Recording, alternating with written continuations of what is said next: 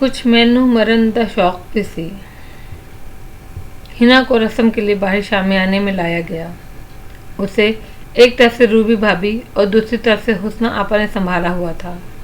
पीले दुपट्टे के घूंघट में हिना का सारा वजूद हौले हौले कांप रहा था। हर हया आमेज लड़की की तरह उसे भी शादी की रस्में खुशी के साथ साथ एक अजीब से खौफ और वहम में भी मुब्तला कर रही थीं। उसे कुर्सी पर बिठा दिया गया। उसे पता नहीं था कि कौन कौन उसका हाथ पकड़कर उसकी हथेली पर रखे पत्ते पर मेहंदी उपटन मल रहा है, कौन उसका घूंघट जरा सा उठाकर मिठाई का टुकड़ा उसके मुंह में डाल रहा है। वो तो बस रोबोट की तरह सबकी माने जा रही थी। अचानक नादिश, महविश और दूसरी लड़कियों ने इसके नंदों और आफाक के रिश्तेदार लड़कियों को मजीद मिठाई खिलाने से रोक दिया। क्यों अपनी मुमानी के पेट की दुश्मन हो रही हो? हुस्ना आपा ने आफाक की भांजी को इतना बड़ा लड्डू उठाकर हिना के मुंह की तरफ बढ़ाते देखकर उसका हाथ हंसकर पकड़ लिया। अरे वाह, मैं तो ज़रूर खिलाऊंगी, इतनी चाहत और मोहब्बत से तो खिला रही हूँ, पेट में कैसे दर्द हो सकता है। उसने इनकी गिफ्ट से हाथ छुड़ाकर जल्दी से लड्डू हिना के मुंह में घुसेड़ दिया। बच्चों, कल अपने आफाक मामू को भी ऐसी ही सूरत हाल के लिए तैयार रखना, बदला तो हम ज़रूर लेंगे। नादिश ने आस्तीन चढ़ाई। वो तो मनो टनो मिठाई भी मारे खुशी के खा लेगा, आज से मैदा खाली कर रखा है। आफाक की बड़ी भाभी ने शरारत से कहा तो हंसी की झनकार गूंज उठी। बस कीजिए, उसने अलबत्ता कल से पेट मैदा कुछ भी खाली नहीं रखा। लाला रुख ने इसकी भाभी के हाथ से मिठाई झपट ली, ताहम एक छोटा सा टुकड़ा हाथ में रह गया, जिसे वो हंसते हुए अपने मुंह में डालते हुए बोली, चलें, माफ़ किया, क्या याद रखेंगी। जिठानी ने यह एहसान किया है, इस पर तुम्हें बख्श रही हूँ। हाँ, तुम्हारे हिस्से की आफाक को खिलाऊंगी। उन्होंने झुक कर हिना के घूंघट में मुंह डाला और फिर इसकी सभी पेशानी चूम ली। रस्म के बाद हिना को लाला रुख अंदर ले गई, जबकि लड़कियां ढोलकी संभाल कर मुकाबले पर उतर आईं। विशी, जरा जाकर डेक पर ये कैसेट बदल आओ, खुरम ने इतनी फजूल कैसेट लगा रखी है। महाविश ने अपने घुटने के नीचे दबी कैसेट निकाल कर पलवशा को थमा दी। वो भागकर डेक के पास आई, मगर खुरम को वहां बरजुमान देखकर झिझक कर रुक गई। आते आते इस तरफ उनकी सवारी रह गई। दिल के दिल में आरज़ू जान निसारी रह गई। वो उसे एकदम रुकते देखकर अपनी बेख्तियाराना मुस्कुराहट ना रोक सका। जी, क्या मतलब? किस बात का? सवारी का या जान निसारी का? ओफो, वो झुंझला पड़ी। फिर कैसेट उसकी तरफ करते हुए बोली, ये कैसेट महाविश ने भेजी है लगाने के लिए। लगाने के लिए? अच्छा, कैसेट भी लगाई जाती है? उसने भवें उचकाकर सरासर मसनूई हैरत का इजहार किया तो वो नाराज होकर पलटने लगी। तब वो जल्दी से बोला, अच्छा अच्छा, इधर लाओ, वैसे हमारे यहाँ कैसेट सुनी जाती है। वो इसे जिद कर रहा था। उसने कुछ चिढ़कर कैसेट उसे थमा दी। क्या है इस कैसेट में? मुकाबला हो रहा है ना, इसलिए यही लगानी है, वो इत्मीनान से बोली और प्ले का बटन पुश करते हुए एक माने खैर तबस्सुम खुरम के लबों पर बिखर गया। मुकाबला हुस्न मुनक़द हो रहा है क्या? उसने सर से पैर तक उसे भरपूर नज़रों से देखा तो वो सटपटाकर पीछे हटी। मुझे नहीं पता, आप बस ये कैसेट प्ले कर दें। वो जल्दी से वहाँ से भाग ली और दिल ही दिल में उसे नवाजती रही। ससुराल वालों और दूर पाक के अजीज रिश्तेदारों के जाने के बाद वो सब वहीं लॉन में ही कुर्सियां घसीट कर कुछ देर सुस्ताने बैठ गए। लड़के मुलाजमों से सामान उठवाने लगे। आपने वो सेट क्यों नहीं पहना? पलवशा की नज़रें कई बार रोशाना की खाली गर्दन पर जा पड़ी थी, मगर शायद इस्तफ्तार का मौका नहीं मिला था। रोशाना इसकी बात पर गड़बड़ा गई। बस यूं ही। ये क्या बात हुई? लाला ने ट्रे से चाय का एक मग उठाते हुए उस पर एक निगाह डाली। रोशाना ने भी इसे नजर कुतरा कर सुगरा के हाथ से चाय का मग थाम लिया। तुम्हारी उम्र तो पहनने और ओढ़ने की है, फिर ऐसे मौक़ों पर ही तो पहना जाता है। तुमने तो मेकअप भी नहीं किया दादा, कपड़े भी इतने लाइट, कम से कम ज्वेलरी ही पहन लेती। इसके अंदाज में अपनायत आमेज स्टार्ट थी। बस मुझे ज़्यादा शौक नहीं है इन चीज़ों का, वो भी दरअसल दादू जान के डर से निकाल लिया था। वो तो मुझे शेरों के हिसाब से गोल्ड पहनाना चाह रही थी। वो इसकी बात पर हंस पड़ी और उनका ये शेरों के हिसाब से सोना पलवशा ने चढ़ा लिया है। नादिश ने पलवशा को देखकर शरारत से कहा तो रोशाना ने मुस्कुराती नज़रों से पलवशा को देखा। हाँ, इसे बहुत शौक है सजने संवरने का। अच्छी बात है ना, ये उम्र ही तो शौक पूरा करने की होती है। तुम भी थोड़ा बहुत पहन लेती तो अच्छा लगता। दरअसल उस सेट का एक आवेजा कहीं खो गया है, इस वजह से मैंने ये सेट नहीं पहना, उसने आहिस्ता से कहा। तो सब बैक वक्त चौंक हुई।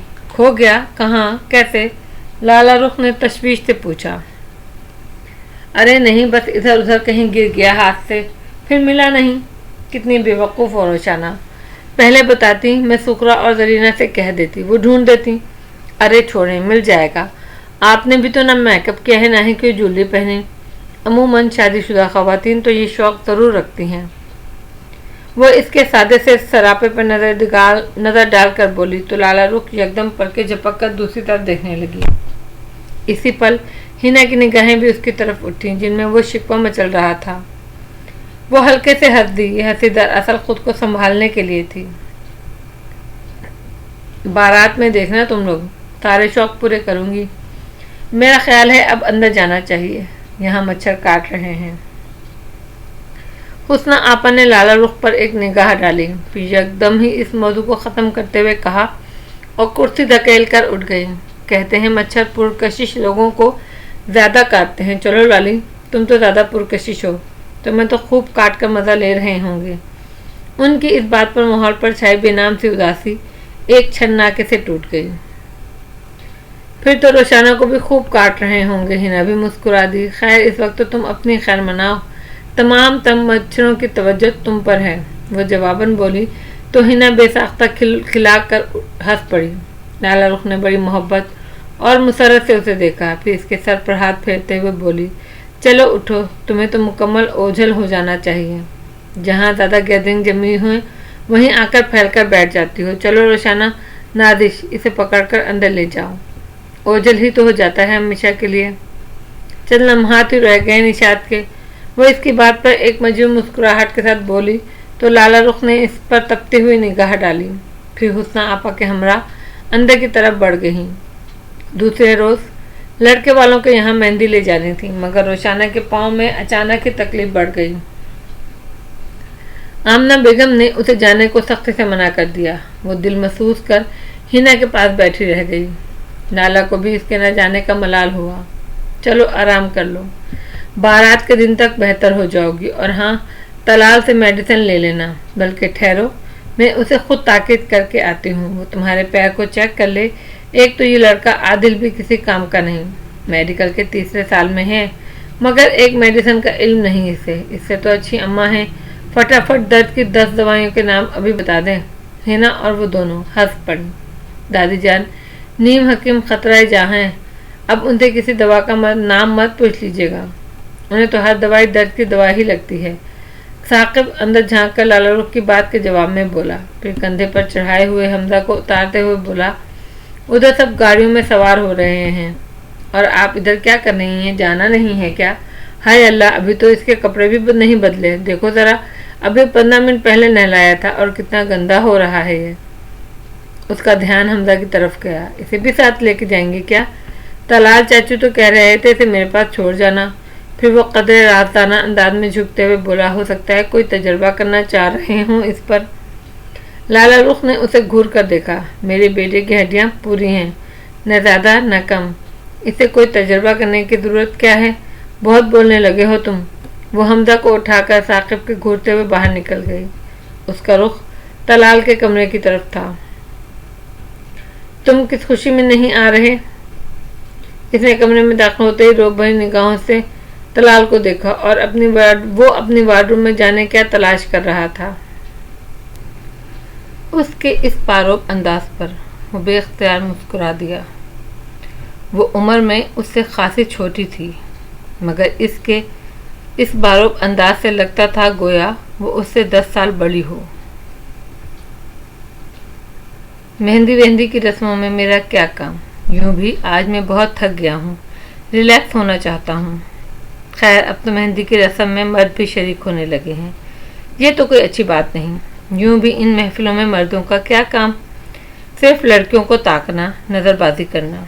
वो वार्डरोब का पट बंद करके उसकी तरफ आया और हमजा को इसकी गोद से ले लिया। तुम्हें तो इसकी ज़रूरत ही नहीं है ना, उसे अपने साथ मत ले जाओ, मेरे पास छोड़ जाओ, नाहक तुम्हें वहाँ तंग करेगा। वो इसकी बात सुनी अनसुनी करते हुए बोला। फिर इससे नजरें मिली तो बेसाख्ता हंस पड़ा। वो भी हंसी। अच्छा मुझे दो इसे, कपड़े तो कम से कम बदल दूं। वो हमदा को इसकी गोद से लेकर इसे राइटिंग टेबल पर बिठाकर इसकी जर्सी बदलने लगी। फिर बालों में बुरश फेरने लगी कि अचानक इसकी निगाहें उस चमकते आवेजे पर पड़ी जो बड़ी एहतियात से स्याह जिल्द वाली डायरी के ऊपर रखा हुआ था। ये तो शायद रोशाना के इसी सेट का है जो कहीं खो गया था, मगर ये तुम्हारे पास कैसे आया? उसने झट वो आवेजा उठाकर उसकी तरफ देखा। वो भी इसी तरफ मतवज्जा था। इसके देखने पर गड़बड़ाकर एकदम नजरें चुरा गया। मुझे क्या पता, यहीं पड़ा हुआ था यहाँ। उसने कदर ताजुब से डायरी को देखा, फिर आवेजे को। इसके सटपटाकर नजर चुरा लेने के से अंदाज ने उसे चौंका दिया। एक मानी खेज तबस्सुम बेइख्तियार इसके लबों को छू गया। तुम्हें मिल ही गया तो उस बेचारी को दे देते, इसी वजह से उसने कल इसका सेट पहना नहीं। वो फोलाली, क्या फजूल बात है, मुझे क्या पता ये किसका है और यहाँ कैसे आया। ले जाओ। ऊंचा लंबा आदमी एकदम यूं झींप कर रह गया। लाला रुख का ये तजर्बा बड़ा अनोखा और दिलफरेब लगा। वैसे तलाल, है ना कितनी अजीब बात को रोशाना का आवेदा तुम्हारे कमरे से बरामद हुआ है। वैसे शुक्र करो जेब से बरामद नहीं हुआ। वो शायद इसकी झुंझलाहट से खत उठा रही थी। तलाल ने उसे घूर कर देखा। उसे कह दूं जाकर ये तलाल ने संभाल कर रख लिया था किसी मुनासिब मौके पर देने के लिए। वो हिफ्ज़ तकद्दुम के तहत दरवाजे की तरफ बढ़ते हुए गोया हुई। लाली यू वो उसकी तरफ बढ़ा तो वो छपाक से भाग ली। My foot. वो ज़ेरे लब भींच कर हिलते पर्दे को देखता रहा। फिर हमदा की तरफ बढ़ा जो उसकी राइटिंग टेबल पर रखी किताबों पर सितम ढा रहा था। वो उसकी तरफ आया। पार्टनर, ये जो तुम्हारी मम्मी है ना, अक्ल से बिल्कुल पैदल हैं। इन्हें क्या पता कि ये जो तुम्हारे मामू हैं इनके सीने में दिल है ही नहीं, और अगर है भी तो बिल्कुल जमा हुआ। उस पर इतनी बर्फ गिरी हुई है कि इसमें अब शायद ही कभी कोई शोला जल सके। हम अपनी तर्स के जोगी हैं इस ज़माने में, खुद अपने दिल में पड़े हैं बिना कहे के वीराने में। वो उसे उठाकर बेड पर लेट गया और उसे अपने सीने पर बिठा लिया। अचानक दरवाजे पर हल्की सी दस्तक हुई। उसने चौंक कर दरवाजे को देखा। तभी हिना ने अंदर झांका। चाचू। हाँ आओ हनी, क्या बात है? वो उठकर बैठ गया। चाचू, रोशाना के पाँव की तकलीफ बेहद बढ़ गई है। सब लोग चले गए हैं, मुझे तो कोई दर्द की गोली भी नहीं मिल रही।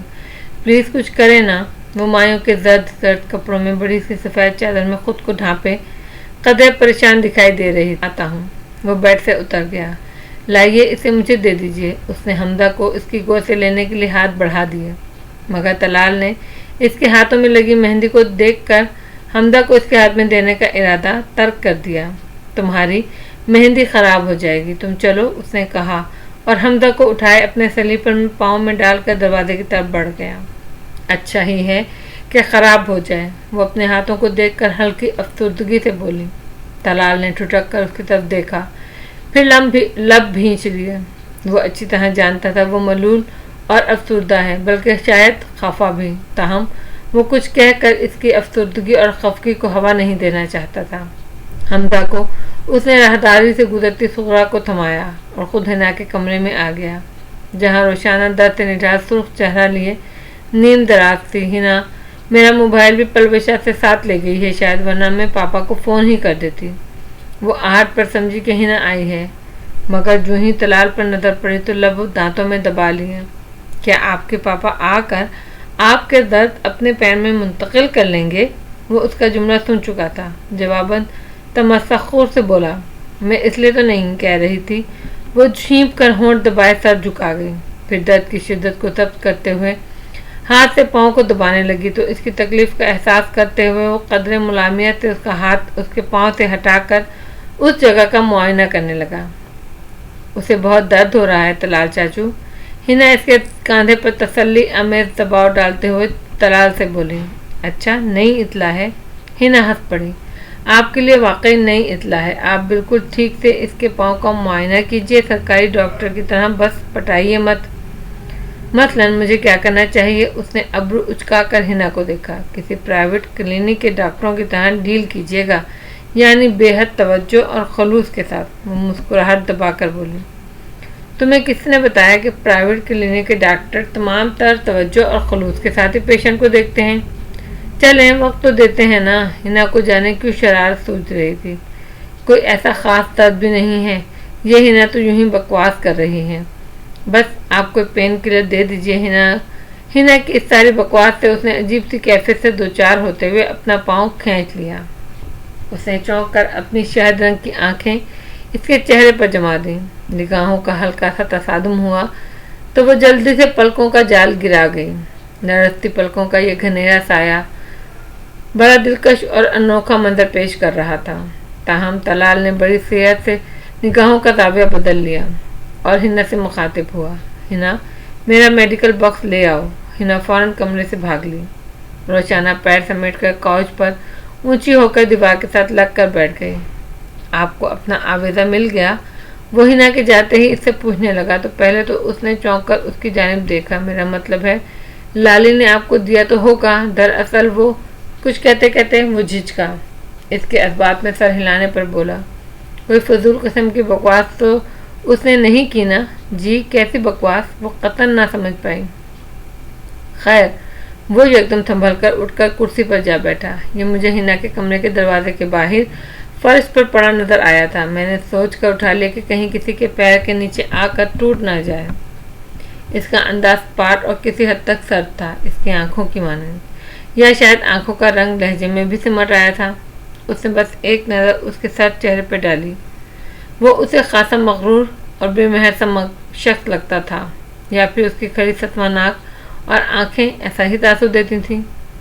اتنا قیمتی بھی نہیں تھا، ناحق آپ نے اتنی زحمت کی، نہ چاہتے ہوئے بھی اس کا لہجہ چپتا ہوا ہو گیا۔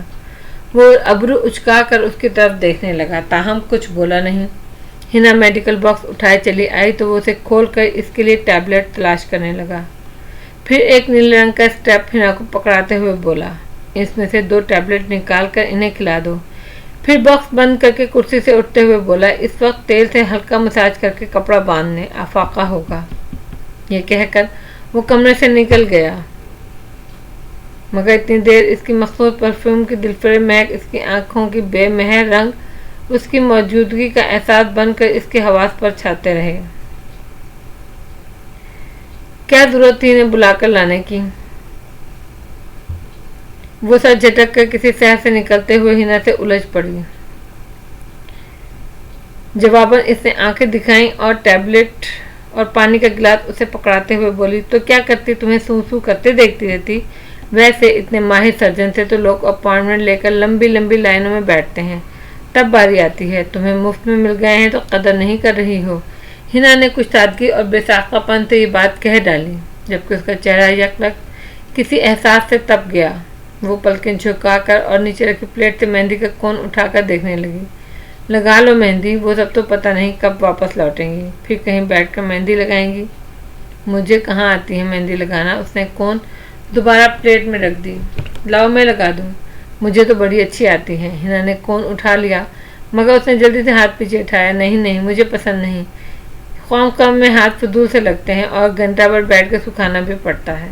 یہ کہو اس جنجال سے گھبرا رہی ہو، مجھے دیکھو یہ مصیبت لیے بیٹھی ہوں، بالکل معذور ہو گئی ہوں جیسے۔ ہنا اپنے ہاتھوں میں لگی مہندی کو دیکھ کر بولی، پھر زور سے ہنس پڑی۔ وہ اس کی طرف دیکھتی رہ گئی، روئی روئی آنکھوں کے پار اداسی کا ایک سمندر موجودن تھا، مگر لبوں پر ہنسی سجائے ہوئی تھی۔ کل کا منظر اس کے تصور میں لہرا گیا۔ وہ عجیب سے جذبے سے اٹھی اور اس کے کاندھے پر ہاتھ رکھ کر اپنائیت آمیز لہجے میں بولی، آئی لو یو ہنا، تم بہت پیاری ہو، مجھے آفاق بھائی کی قسمت پر رشک آ رہا ہے۔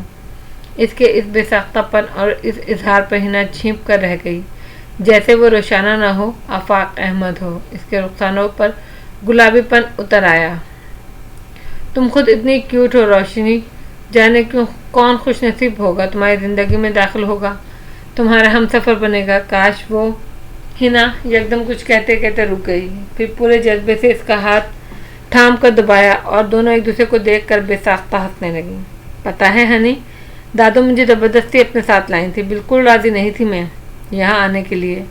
میرا خیال تھا وہاں میں سخت بور ہوں گی اور پتہ نہیں وہاں کے لوگ کیسے ہوں گے، کس مزاج کے، میں وہاں ان سب میں مکس اپ ہو پاؤں گی یا نہیں، مگر اب لگتا ہے کہ میں یہاں سے جا کر تم لوگوں کو بہت مس کروں گی، یہاں کے لوگ بہت اچھے ہیں۔ وہ کشن سر کے نیچے رکھ کر لیٹ گئی اور جیسے کسی غیر مرئی نقطے پر نگاہیں جما کر بولی، اتنے محبت کرنے والے، اتنے سحر انگیز، اتنے پیارے۔ اس کا لہجہ خود کلامی سا ہو گیا۔ اچھا جناب، اچھے محبت کرنے والے اور سحر انگیز لوگوں کے نام تو ذرا گنواؤ مجھے، تاکہ مجھے پتہ چلے کہ ان میں کون کون خوش نصیب لوگ شامل ہیں۔ ہنا اس پر جھک آئی اور اس نے اسے مصنوعی خوفگی سے گھورا، پھر ہنس پڑی۔ تم سر فہرست ہو محبت کرنے والوں میں یا سحر انگیزی میں؟ اس کا لہجہ اب بھی معنی خیز تھا۔ ویسے میرا خیال ہے محبت کرنے والوں میں تم نے ہمیں کاؤنٹ کیا ہے اور سحر انگیزی میں طلال چاچو کو۔ اس نے نظریں ہنا کے متبسم چہرے پر سے ہٹا کر سامنے دیوار کے رخ پر کر دی، مگر پھر جلدی سنبھل کر اٹھنے لگی۔ مگر ہنا اس کی یہ کوشش ناکام بناتے ہوئے، اس کے شانوں پر ہاتھ کا دباؤ ڈالتے ہوئے، اپنی چمکتی آنکھیں اس کے چہرے پہ گاڑتے ہوئے بولی، کیا خیال ہے، کچھ غلط تو نہیں کہا میں نے؟ فضول مت بکو، ابھی میرا دماغ اتنا خراب نہیں ہوا۔ وہ اسے دھکیل کر اٹھ کر بیٹھ گئی، پھر ہنا کو کشن جھڑ دیا۔ تمہیں مذاق سوچ رہا ہے؟ میرے پاؤں میں درد ہو رہا ہے۔ دھیان پھر اپنے پاؤں کے درد کی طرف ہو گیا۔ ارے ہاں، چاچو نے کہا تھا مساج کر کے کپڑا باندھ لینا۔ ہنا کو اچانک خیال آیا۔